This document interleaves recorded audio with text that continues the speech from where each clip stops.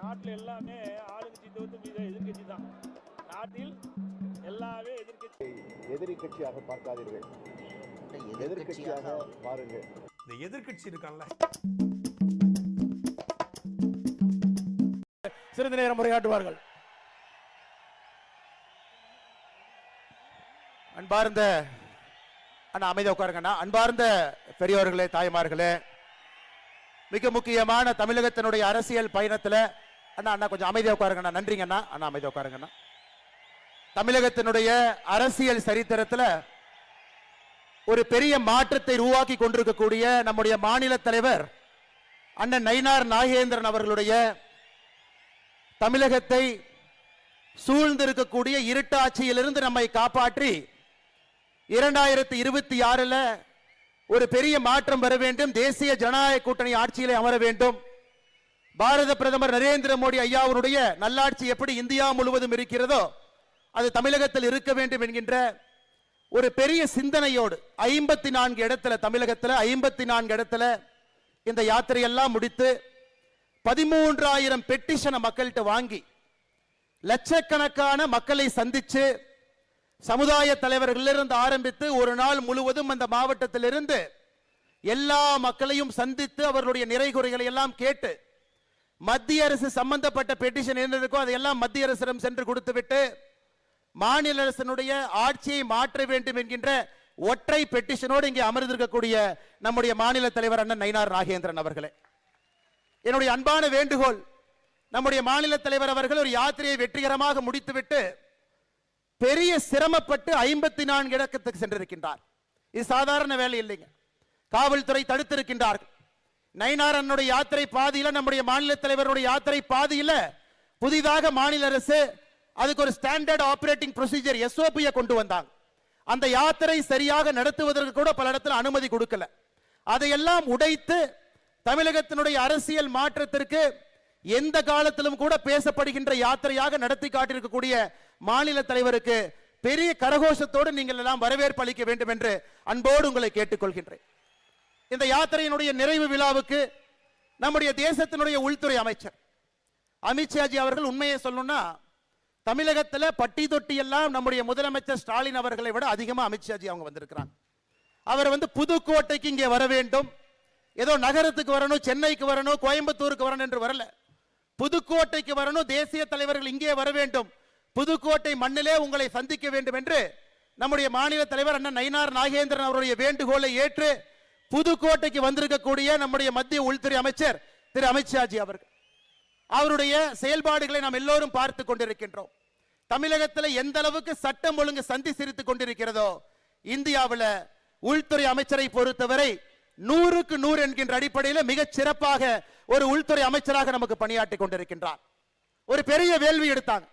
March 2026 இந்தியாவில் நக்சலிசம் என்கின்ற வார்த்தை இருக்கக்கூடாது என்கின்ற வேள்வி எடுத்தாங்க. கிட்டத்தட்ட இந்தியாவில் நக்சலத்தை முடித்தே விட்டார். இன்னும் 2 மாதம் தான் பாக்கி இருக்கு. 100% நக்சல் முக்த் பாரத்தாக இந்தியாவை மாற்றிக் கொண்டிருக்கக்கூடிய உள்துறை அமைச்சர் அவர்கள் இன்னைக்கு புதுக்கோட்டை வந்து நம்மை சந்தித்துக் கொண்டிருக்கின்றார்கள். அருமை சொந்தங்களே, இந்த யாத்திரை ஆரம்பித்தது மதுரை. அதன் பிறகு படிப்படியாக தமிழகத்தினுடைய எல்லா பகுதியும் போய் எல்லா மக்களையும் சந்தித்து இன்னைக்கு நிறைவாக புதுக்கோட்டை மக்களுக்கு இந்த பெருமையை கொடுக்க வேண்டும் என்பதற்காக இந்த யாத்திரையினுடைய நிறைவு விழா புதுக்கோட்டையில் நடந்து கொண்டிருக்கிறது. அருமை சொந்தங்களே, இன்னைக்கு நம்முடைய தமிழகத்தினுடைய முகமாக நம்முடைய மக்களுடைய நிறை குறை எதாக இருந்தாலும் கூட உடனடியாக நிவர்த்தி செய்து மக்களுடைய அன்பையெல்லாம் பெற்று வெற்றிவேல் யாத்திரையின் மூலமாக தமிழக சட்டமன்றத்தில் பல ஆண்டுகள் கழித்து 4 சட்டமன்ற உறுப்பினர்கள் அனுப்பி வைத்து நமக்காக பாடுபட்டு கொண்டிருக்கக்கூடிய நம்முடைய மத்திய இணையமைச்சர் அண்ணன் முருகன் அவர்கள் மேடையின் மீது இருக்கின்றார். தமிழகத்தினுடைய பிரபாரிகள், மிக மூத்த தலைவர்கள், அரசியல் அனுபவம் வாய்ந்தவர்கள், நேரடி அரசியலை பார்க்கிறாங்க, களப்பணியில தேர்வு பெற்றவர்கள், அப்படிப்பட்ட அற்புதமான தேர்தல் பொறுப்பாளர்கள் நமக்கு கொடுத்திருக்கின்றார்கள்.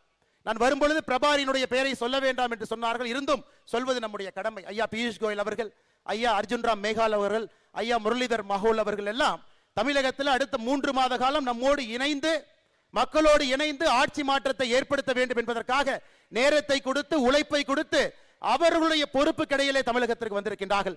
அவர்களுக்கும் ஒரு பெரிய கரகோஷத்தை நீங்கள் அளிக்க வேண்டும் என்று அன்போடு கேட்டுக்கொள்கின்றேன். அருமை சொந்தங்களே, தமிழகத்தினுடைய பொறுப்பாளர்களாக தொடர்ந்து நம்மோடு பயணித்துக் கொண்டிருக்கக்கூடிய அரவிந்த் மேனன் அவர்கள், அண்ணன் சுதாகர் ரெட்டி அவர்கள் நம்மோடு எல்லா நிகழ்ச்சியிலும் இருக்கிறாங்க. நம்ம இன்பத்திலே இருக்கிறாங்க, துக்கத்திலே இருக்கிறாங்க. தமிழக மக்களோடு இருக்கின்றார்கள், பாரதிய ஜனதா கட்சியோடு இருக்கின்றார்கள். அவர்களுக்கே என்னுடைய மரியாதை கலந்த வணக்கத்தை தெரிவித்து, மேடையில் இருக்கக்கூடிய நம்முடைய மூத்த தலைவர்கள், முன்னாள் மாநில தலைவர்கள், இன்னைக்கு மேடையில் இருக்கக்கூடிய எல்லா தலைவர்கள், மேடைக்கு முன்னிருக்கையில் இருக்கக்கூடிய மாநிலத்தினுடைய பொறுப்பாளர்கள், தலைவர்கள், நம்முடைய ஆற்றல் மிகுந்த தொண்டர்கள், இந்த யாத்திரை சிறப்பாக நடைவதற்கு முழுமையாக தன்னுடைய உழைப்பை கொடுத்து ஒரு வெற்றி யாத்திரையாக மாட்டி காட்டியிருக்கக்கூடிய அண்ணன் கருப்பு முருகானந்தம் அவர்கள் தலைமையில் இருக்கக்கூடிய இந்த முழு யாத்திரை குழுவுக்கும் கூட நாம் பெரிய நன்றிகளை தெரிவித்தாக வேண்டும். இந்த யாத்திரைக்கு வந்திருக்கக்கூடிய பத்திரிகை நண்பர்கள், குறிப்பாக இந்த மாவட்டத்தினுடைய தலைவருடைய பெயரை சொல்லும் பொழுது தொண்டர்களுக்கெல்லாம் ஒரு ஊக்கத்தை கொடுக்கும். மாவட்டத்தினுடைய தலைவர் அண்ணன் ராமச்சந்திரன் அவர்கள் இங்கு இருக்கின்றார். புதுக்கோட்டையில் இந்த யாத்திரை நடத்தணும், இத்தனாயிரம் மக்களை நான் சேர்த்து காட்டுவேன் என்று சபதமிட்டு இத்தனாயிரம் மக்களை சேர்த்து புதுக்கோட்டையில் மிக வெற்றிகரமான யாத்திரையாக நடத்தி கொண்டிருக்கக்கூடிய மாவட்ட தலைவர் அவர்களுக்கும் என்னுடைய நெஞ்சார்ந்த நன்றிகளை தெரிவித்துக் கொள்கின்றேன்.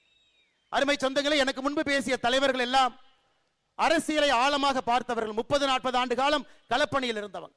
இன்னைக்கு தமிழகத்தினுடைய மக்களுடைய ஒற்றை குரல், ஒரே ஒரு குரல், ஏதாவது பண்ணி இந்த திமுக ஆட்சியை வீட்டுக்கு அனுப்புங்க, ஏதாவது செய்து 2026க்கு மேல இவர்கள் ஆட்சியில் இருக்கக்கூடாது என்பதை மக்கள் எல்லா இடத்திலையும் சொல்றாங்க. முடிவெற்ற இடத்துல முடி திருத்துகின்ற அண்ணன் கடைக்கு போறீங்களா, அவர் சொல்றாரு.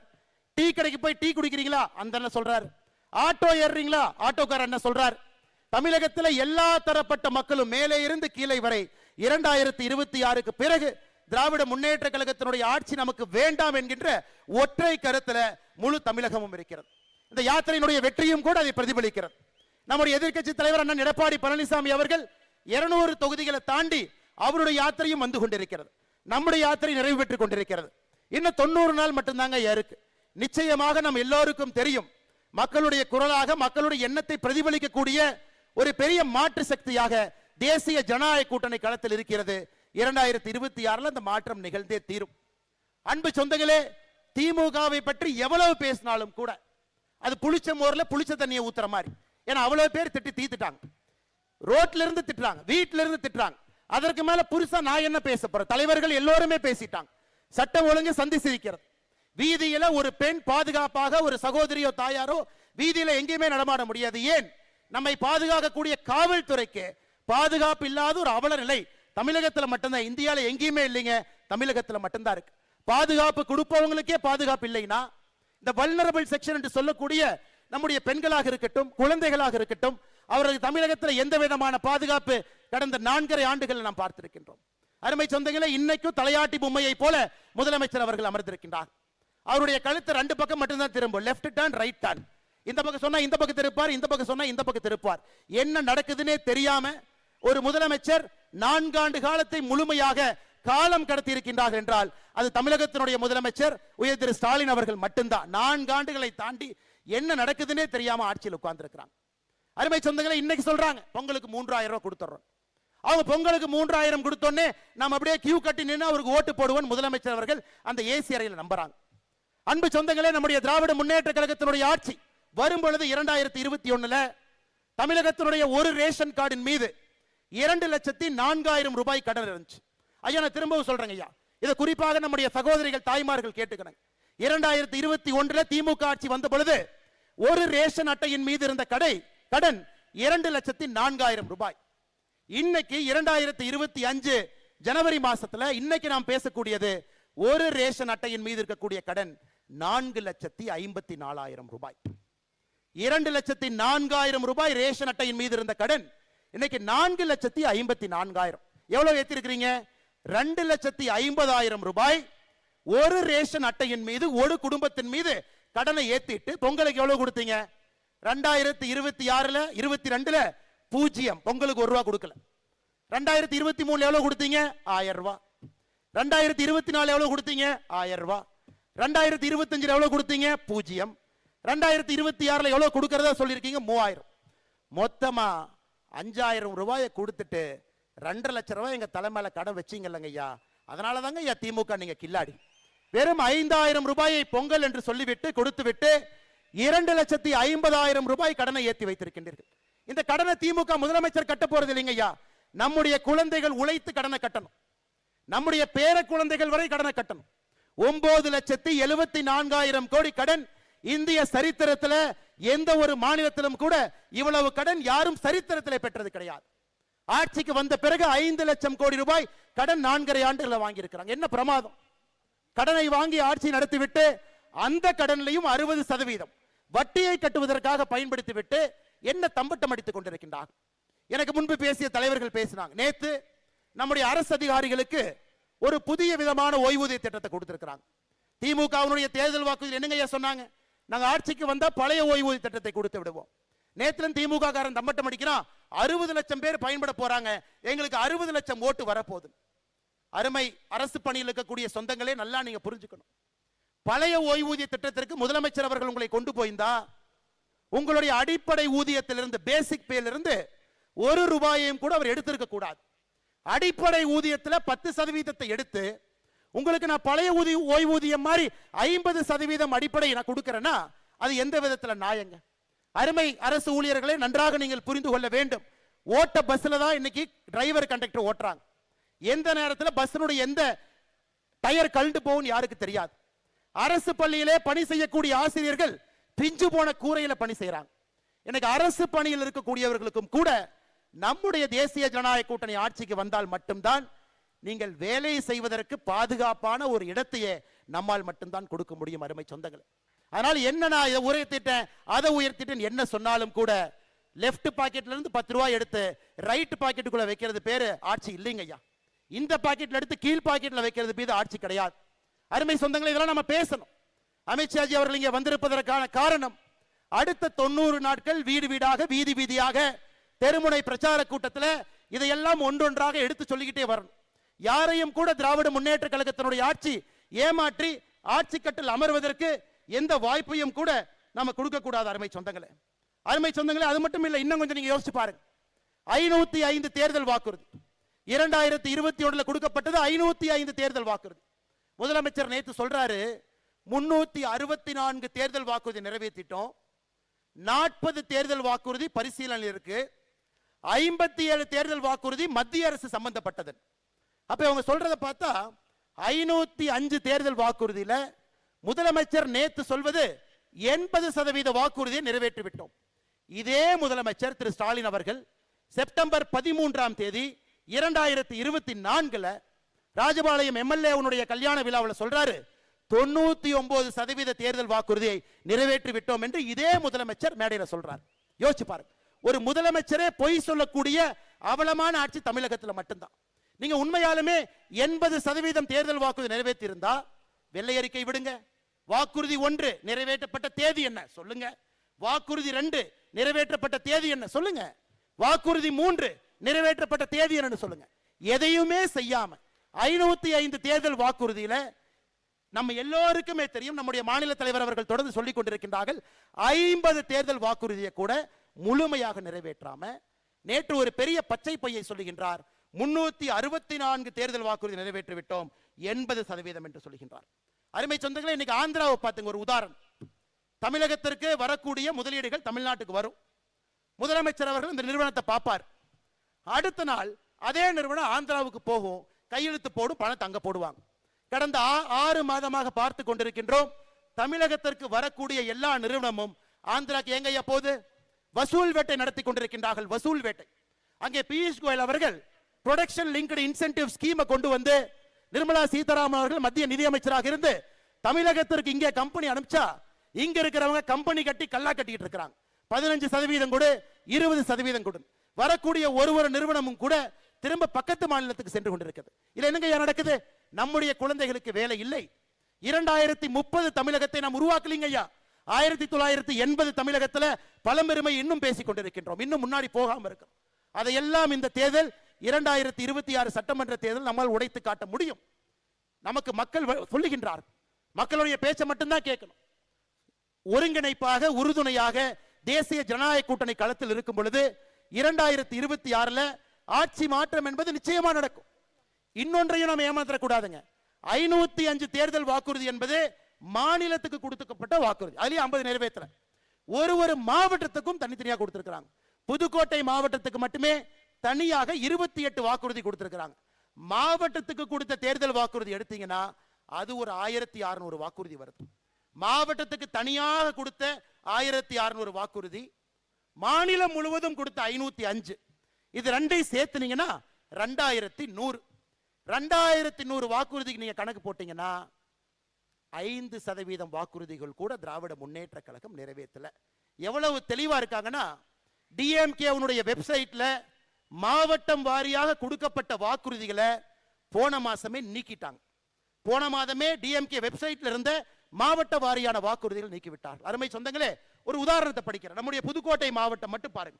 புதுக்கோட்டை மாவட்டத்திற்கு திராவிட முன்னேற்ற கழகத்தினுடைய வாக்குறுதி, புதுக்கோட்டை புறவழிச்சாலையிலே புதிய ஒருங்கிணைப்பட்ட பேருந்து நிலையம் கட்டப்படும். என்னாச்சுங்க, கட்டினாங்களா? இல்லை. புதுக்கோட்டையிலே கால்நடை மருத்துவக் கல்லூரி தொடங்கப்படும். தொடங்கியாச்சுங்களா? இல்லை. புதுக்கோட்டை, கந்தர்வக்கோட்டை, ஆதனக்கோட்டை, ஆலங்குடியில முந்திரி பதப்படுத்தும் தொழிற்சாலைகள் அமைக்க ஆவணம் செய்யப்படும். பண்ணாங்களா? இல்லை. ஆலங்குடி கீரமங்கலத்துல நறுமண தொழிற்சாலைகளை கொண்டு வருவோம். கொண்டு வந்தாங்களா? இல்லை. புதுக்கோட்டை மாவட்டத்தினுடைய தேர்தல் வாக்குறுதியை மட்டும் உங்க முன்னாடி நான் படிக்கின்றேன். அதையே செய்யல. 28 வாக்குறுதி 3 செஞ்சிருக்கிறாங்க, இதுல 25 செய்யல. 505ல 50 செஞ்சிருக்கிறாங்க, 455 செய்யல. இதையெல்லாம் மக்களிடம் சொல்ல வேண்டும். பெரிய மாற்றத்திற்கு அச்சாரம் இடணும். நம்முடைய அமித்ஷாஜி அவர்கள் அடிக்கடி சொல்லுகின்றார், 2 பங்கு எம்எல்ஏக்களை தேசிய ஜனநாயக கூட்டணி இங்கே பெறும் என்கின்ற உறுதி வார்த்தையை தொடர்ந்து சொல்றாங்க. 2 பங்கு. இன்னைக்கு இந்த யாத்திரையை பார்த்து விட்டு அமித்ஷாஜி அவர்கள் 2 பங்குக்கு மேலதான் நமக்கு சட்டமன்ற உறுப்பினர்கள் கிடைப்பார்கள் என்கின்ற நம்பிக்கை வார்த்தையை நிச்சயமாக அளிப்பார்கள் என்கிற நம்பிக்கை எனக்கு இருக்கு. கடைசியாங்க ஐயா, ஆமா, தமிழ்நாடு 1ஆம் நம்பர்ல இருக்குதுங்க ஐயா. இதுல 1ஆம் நம்பர்ல இருக்கு. கள்ளச்சாராயம் சாவுல இந்தியாவுல கடந்த 4 ஆண்டுகள்ல 1ஆம் நம்பர்ல இருக்கு. ஒரு அரசே மதுபான கடை நடத்தி 55,000 கோடி வசூல் செய்வதில் நம்பர் 1ல இருக்கு. மாநில தலைவர் அவர்கள் சொன்னது போல பெண்களுக்கு, குழந்தைகளுக்கு எதிரான பெருங்குற்றம் 15% உயர்ந்திருப்பதில் நம்பர் 1ஆ இருக்கிறோம். மகன், மருமகன், முதலமைச்சர், குடும்பம் கல்லா கட்டி வசூல் பண்றதுல நம்பர் 1ஆக இருக்கின்றோம். அதை தவிர தமிழ்நாடு எதிரி நம்பர் 1ஆ இல்லைங்க ஐயா. நம்பர் 1ஆக வருவதற்கு தேசிய ஜனநாயக கூட்டணியால் மட்டும்தான் முடியும். நாம் எல்லோரும் இணைந்து 2026ல அந்த பொற்காலத்தை உருவாக்க வேண்டும். அதனால் அரசு ஊழியர்களாக இருக்கட்டும், காவல்துறை நண்பர்களாக இருக்கட்டும், சாதாரண பொதுமக்களாக இருக்கட்டும், உங்களுடைய வலிக்கெல்லாம் ஒரே ஒரு மருந்து மட்டும்தான். அந்த மருந்தினுடைய பெயர் தேசிய ஜனநாயக கூட்டணி. 2026 சட்டமன்ற தேர்தலில் அந்த மருந்தை மட்டும் நீங்க வாங்குங்க. அந்த மருந்தை உங்க மேல தடவுவதற்கு ஒரு வாய்ப்பு கொடுங்க. நிச்சயமாக ஒரு பெரிய மாற்றத்தை நாம் செயல்படுத்தி காட்டுவோம் என்று சொல்லி, மறுபடியும் வெற்றிகரமாக இந்த யாத்திரை நடத்தி காட்டிக் கொண்டிருக்கக்கூடிய மாநில தலைவர் அண்ணன் நயினார் நாகேந்திரன் அவர்களுக்கும், இந்த மாவட்டத்தினுடைய தலைவராக இருக்கக்கூடிய சகோதரர் ராமச்சந்திரன் அவர்களுக்கும், மேடையின் மீது இருக்கக்கூடிய எல்லா தலைவர்களுக்கும், டெல்லியிலிருந்து நமக்காக வந்திருக்கக்கூடிய நம்முடைய அருமை ஐயா அமித்ஷாஜி அவர்களுக்கும், தேர்தல் பொறுப்பாளர்களுக்கும், பத்திரிகை நண்பர்களுக்கும் நன்றி கலந்த என்னுடைய வாழ்த்துக்களை, வணக்கங்களை தெரிவித்து, புத்தாண்டு நல்வாழ்த்துக்களையும் தெரிவித்து என்னுடைய உரையை முடித்துக் கொள்கின்றேன். நன்றி, வணக்கம். பாரத் மாதா கி ஜெய். அண்ணா, இன்னுமே ஒரு 5000 பேர் நம்முடைய தொண்டர்கள் வெளியே இருக்கிறாங்கண்ணா. காவல்துறை நண்பர்களுக்கு என்னுடைய அன்பான வேண்டுகோள், அவங்க எல்லாம் கிராமத்திலிருந்து கஷ்டப்பட்டு இங்க பார்க்க வந்திருக்கிறாங்க. தலைவரை பார்ப்பதற்காக, அமித்ஷாஜி அவர்களை பார்ப்பதற்காக வந்திருக்கிறாங்க. ஐயா, பின்னாடி தயவு செஞ்சு பேரிகேடை கொஞ்சம் நீக்கி விட்டு எல்லோரையும் பார்ப்பதற்கு ஒரு வாய்ப்பு கொடுங்க ஐயா. இவ்வளவு தூரம் வந்துட்டு அவங்க அந்த யாத்திரையை பங்கு பெறாம போனாங்கன்னா பெரும் குற்றமாகிவிடும். அதனால தயவு செய்து காவல்துறை நண்பர்களுக்கு அன்பான வேண்டுகோள், அந்த பின்னாடி இருக்கிற பேரிகேட்லாம் நீக்கி எல்லோரையும் உள்ளே வருவதற்கு நீங்கள் வழிவகை செய்ய வேண்டும் என்று சொல்லி, நம்முடைய தொண்டர்கள் அமைதியாக உங்களோட இருக்கையிலே அமர வேண்டும் என்று சொல்லி வாய்ப்பு கொடுத்த நல்ல உள்ளங்களுக்கு என்னுடைய நன்றியை தெரிவித்துக் கொள்கின்றேன். நன்றி, வணக்கம். பாரத் மாதா கி ஜெய்.